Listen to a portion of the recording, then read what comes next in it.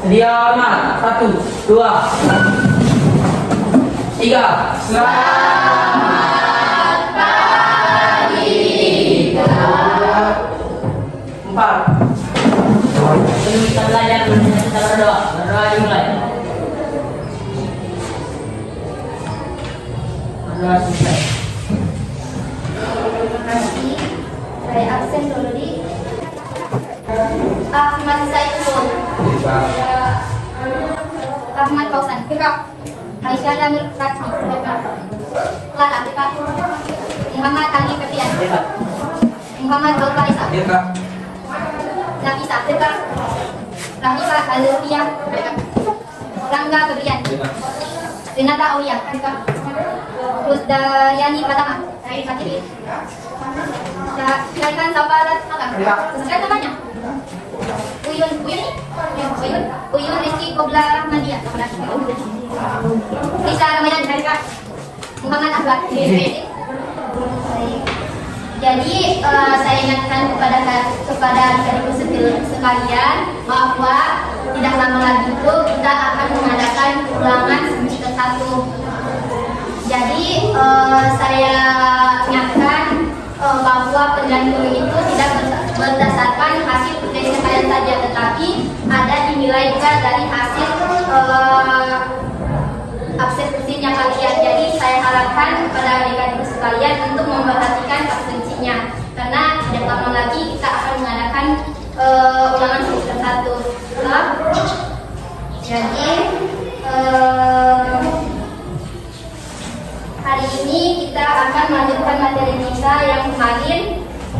Nah, adapun materi kita hari ini hak dan kewajiban warga negara dalam Undang-Undang Dasar Negara Republik Indonesia tahun 1945. Jadi sebelum kita mengulas materi kita hari ini, jadi saya akan menyampaikan tujuan dan manfaat kita mempelajari hak dan kewajiban warga negara dalam Undang-Undang Dasar Negara Republik Indonesia tahun 1945. Jadi adapun tujuan kita mempelajari hak dan kewajiban dalam undang-undang itu agar kita mengetahui apa saja yang diatur dalam pasal tentang hak kita, hak dan kewajiban kita dalam undang-undang. Oke, tujuannya tadi untuk mengetahui apa saja hak dan kewajiban kita yang diatur dalam undang-undang. Nah, ada manfaatnya setelah kita mengetahui apa hak dan kewajiban kita yang diatur dalam undang-undang, kita dapat meminimalisir pelanggaran hak dan kewajiban kita sebagai warga negara. Nah, sebelum itu saya mau bertanya, ada yang masih ingat materi minggu lalu? Saya. Oke, baik. Pelaksanaan hak dan kewajiban warga negara secara seimbang. Oke, betul. Jadi materi kita kemarin itu tentang hak dan kewajiban warga negara secara seimbang. Ada yang bisa berikan contohnya? Oke, baik. Adapun contoh pelaksanaan hak dan kewajiban secara seimbang seperti kita mempunyai hak untuk mendapatkan pendidikan. Adapun kewajiban kita sebagai pelajar menuntut untuk mendapatkan hasil yang bagus. Jadi itu adalah salah satu contoh pelaksanaan hak dan kewajiban warga negara secara seimbang, yaitu kita itu mempunyai hak untuk mendapatkan pendidikan. Nah, kewajiban kita itu untuk belajar dengan tekun agar kita dapat mendapatkan studi yang bagus. Nah, hak dan kewajiban warga negara itu tidak dapat dipisahkan dalam kehidupan kita sebagai warga negara. Nah, hak dan kewajiban ini senantiasa selalu beriringan. Jadi kita itu tidak dapat atau tidak hanya dapat menuntut hak kita saja tanpa menjalankan kewajiban kita. Nah, oke, lanjut kita mengulas materi kita hari ini. Jadi pada hari ini kita akan membahas hak dan kewajiban warga negara dalam Undang-Undang Negara Republik Indonesia tahun 1945. Saya mau bertanya dulu, ada yang tahu kenapa hak dan kewajiban warga negara diatur dalam undang-undang?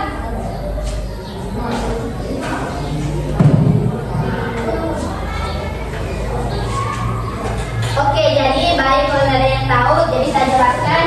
Nah, kenapa hak dan kewajiban warga negara itu diatur dalam undang-undang agar Seumpamanya, jika kita tidak menjalankan hak kita, kita tidak hak kita itu dilanggar oleh seseorang, atau kita tidak menjalankan kewajiban kita sebagai warga negara, maka akan dikenakan sebuah sanksi. Jadi sanksi ini mengikat bagi siapapun yang melanggarnya. Jadi negara itu menjamin hak-hak warga negaranya dalam undang-undang. Nah, makanya dari itu kita perlu mengetahui apa hak dan kewajiban kita yang diatur dalam undang-undang supaya kita bisa meminimalisir terjadinya pelanggaran hukum. Nah, adapun hak dan hak warga negara yang diatur dalam undang-undang itu seperti yang ditetapkan pada pasal 27 ayat 2 yang berbunyi, tiap-tiap warga negara berhak atas pekerjaan dan penghidupan yang layak bagi kemanusiaannya. Ada yang tahu maksud ini? Maksud pasal 27 ayat 2 ini? Oke, jadi saya jelaskan. Jadi maksud dari pasal 27 ayat 2 ini menekankan bahwa setiap warga negara itu mempunyai hak untuk mendapatkan pekerjaan. Jadi pemerintah itu wajib memastikan bahwa warga negaranya itu mempunyai kesempatan untuk bekerja. Selain itu, pemerintah juga memastikan bahwa upaya yang diberikan kepada pekerja itu sesuai dengan apa yang dia kerjakan. Nah, lanjut pasal 28A yang berbunyi, setiap orang berhak untuk hidup serta berhak mempertahankan hidup dan kehidupannya. Jadi selain hak bekerja, ada juga hak hidup yang diatur dalam undang-undang. Nah, jadi maksudnya ini pada pasal 28 di sini menekankan hak hidup. Siapa yang tahu hak hidup? Jadi hak hidup itu hak yang paling dasar atau paling fundamental yang ada dalam setiap diri seseorang. Nah, hak hidup ini ada sejak seseorang lahir sampai dia meninggal. Nah, di sini ada mempertahankan hidup dan kehidupannya. Ada yang tahu maksudnya? Yang memberikan contoh? Ada yang memberikan contoh? Mempertahankan hidup dan kehidupannya. Oke, baik. Jadi mempertahankan hidup dan kehidupannya. Jadi begini, saya berikan contoh. Nah, apabila kalian ada di posisi atau situasi yang mengancam nyawa kalian, adanya menyerang kalian itu bisa membela diri atau mempertahankan hidup dengan menyerang balik. Nah, ketika kalian menyerang balik, lawan kalian yang mau mengancam kalian itu tewas duluan, maka kalian itu walaupun dikenakan sanksi, tetapi ada keringanan karena dia yang memulai duluan, karena kalian itu berusaha untuk mempertahankan hidupnya kalian. Jadi nah, lanjut pada pasal 28E ayat 1 yang berbunyi, setiap orang bebas memeluk agama dan beribadah menurut agamanya, memilih pendidikan dan pengajaran, memilih pekerjaan, memilih kewarganegaraan, dan memilih tempat tinggal. Jadi pada pasal 28E ini ayat 1 menekankan kebebasan setiap individu. Jadi pada pasal ini menekankan kebebasan bagi setiap individu untuk memeluk agama yang dia yakini. Berapa agama yang diakui di Indonesia? Nah, apa saja? Islam, Kristen, Katolik, Hindu, Buddha, Konghucu. Jadi setiap warga negara itu berhak mengimani salah satu agama yang dia yakini tanpa ada paksaan dari pihak manapun. Selain itu juga kita mempunyai kebebasan memeluk agama, kita dapat mempunyai kebebasan memilih pekerjaan, memilih sekolah di mana. Itu kebebasan ini kita mau sekolah di sini atau di sini itu sudah diatur dalam undang-undang. Yang selanjutnya pasal 31 ayat 1 yang berbunyi, setiap warga negara berhak mendapatkan pendidikan. Oke, jadi seperti yang disebut temannya tadi. Nah, kita itu mempunyai hak untuk mendapatkan pendidikan. Jadi kita itu selain mempunyai hak mendapatkan pendidikan, kita itu mempunyai kewajiban untuk belajar yang tekun. Oke, kita lanjut ya. Poin 2.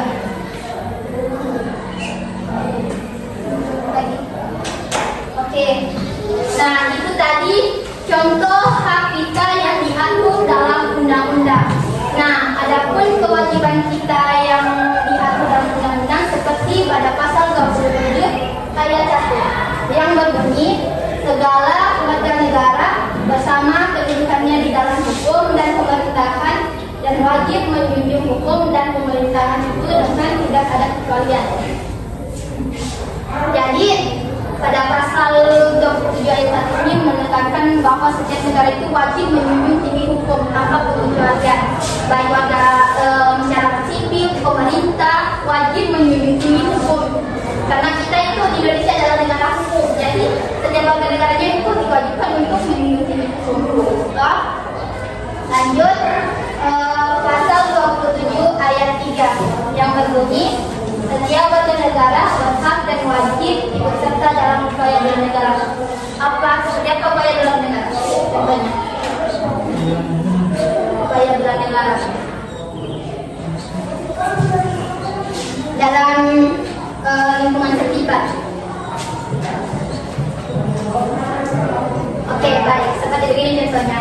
Kita ikut serta menjaga keamanan lingkungan seperti mengikuti program untuk menjaga keamanan kampung kita. Itu adalah salah satu contoh kecil dari upaya bela negara.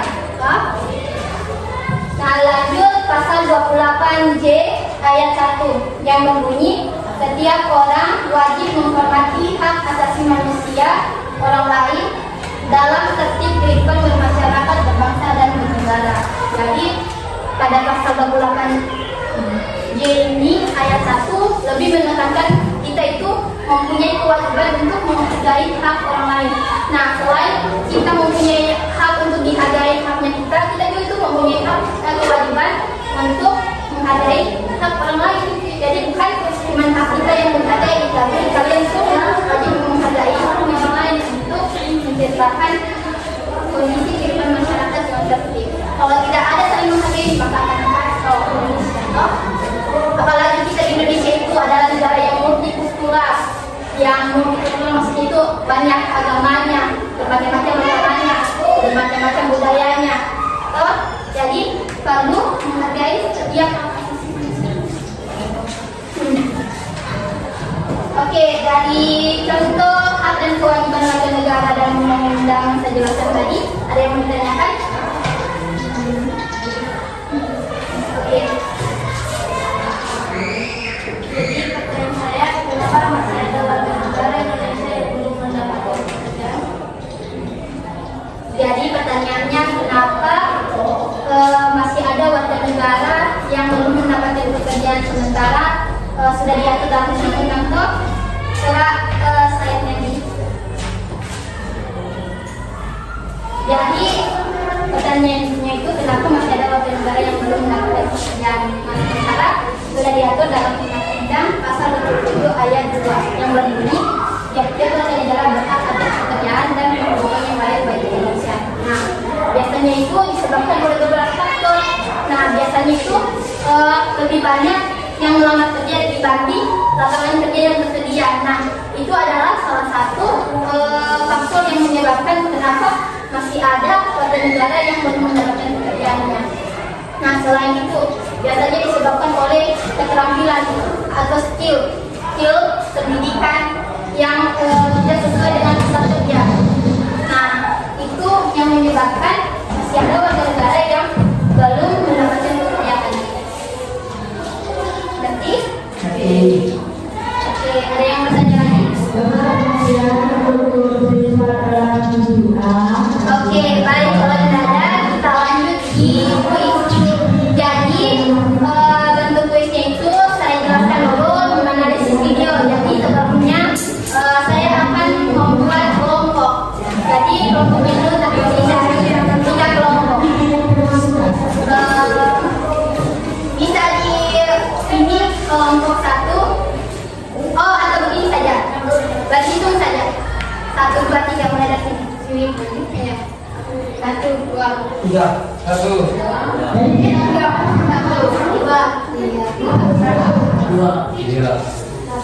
Oke, kalian pegang sesuai urutan nomornya.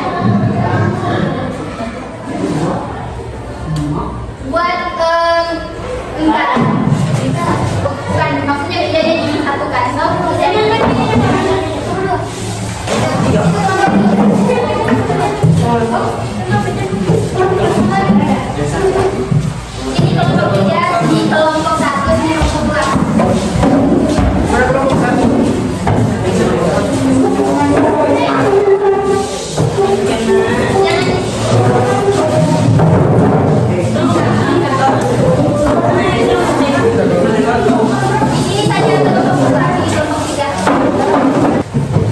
Oke, jadi ini videonya. Jadi di video ini nggak ada suaranya, jadi kalian analisis saja karena tidak ada jadi tidak ada suaranya.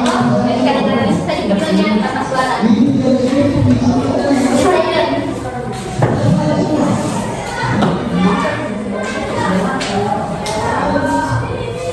Jadi kalian lihat suaranya karena soundnya tidak ada lagi pasti di kantor. Jadi kalian analisis saja videonya tuh.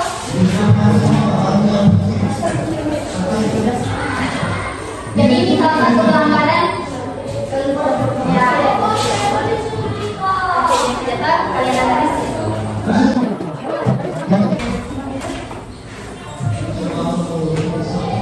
Nah, oke, itu tadi video studi kasus. Jadi kalian itu kan sudah menonton videonya, jadi kalian analisis nanti satu kelompok itu ada satu orang yang mewakili untuk mengungkapkan pelanggaran apa yang telah dilakukan dalam video ini.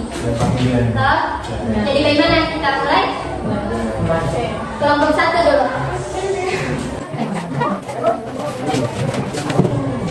Ya, ayo deh. Itu tadi kau bilang itu salah satu.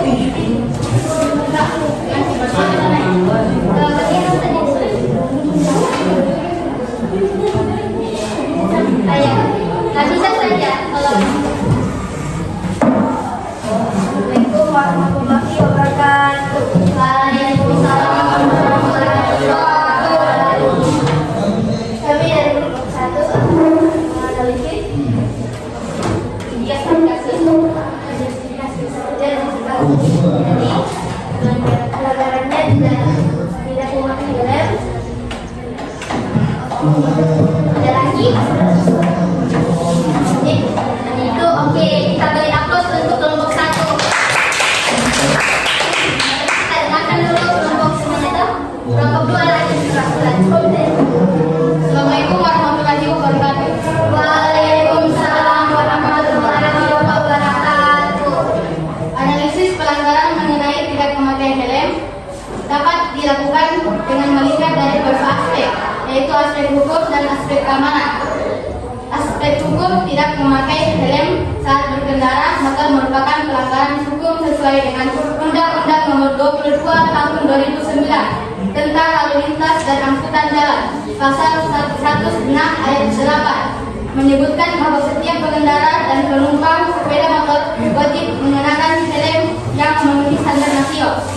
Aspek keamanan, helm berfungsi untuk melindungi kepala dari cedera serius saat terjadi kecelakaan. Data dari sebagian penelitian menunjukkan bahwa helm dapat mengurangi risiko cedera kepala hingga 69% dari kematian. Terima kasih. Oke, kita beri aplaus untuk